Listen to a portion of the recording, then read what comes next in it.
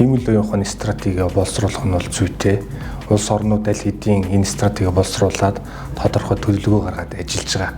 Тэр Монгол улсын хувьд бол энэ үйл ажиллагаа санаачлаар хэрэгжүүлж байгаа нь бол чухал цаг үе болсон алхам гэж үзэж байна. Хиймэл оюун ухааны стратегийг боловсруулахаас гадна үнэтэй зэрэгцүүлээд өгдлийнхээ стратегийг бас тодорхойлох хэрэгтэй.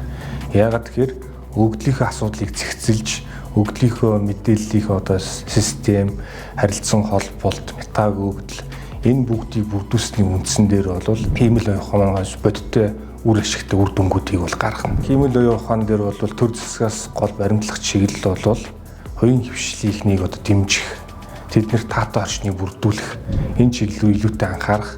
За төрөөс бол холбогдох хиймэл оюун ухаантай холбоотой хэлтэй бодлого, шийдвэр, стратегийг боловсруулж тэрийг хэрэгжүүлэх гэсэн юм байгаа. Тэгээ мэдээж хэрэг анхаарах зүйл бол хиймэл оюун ухааны бас эрсдэлтэй этик, нууцлал хамгааллын асуудлыг бол давхар зайлшгүй авч үзэх хэрэгтэй.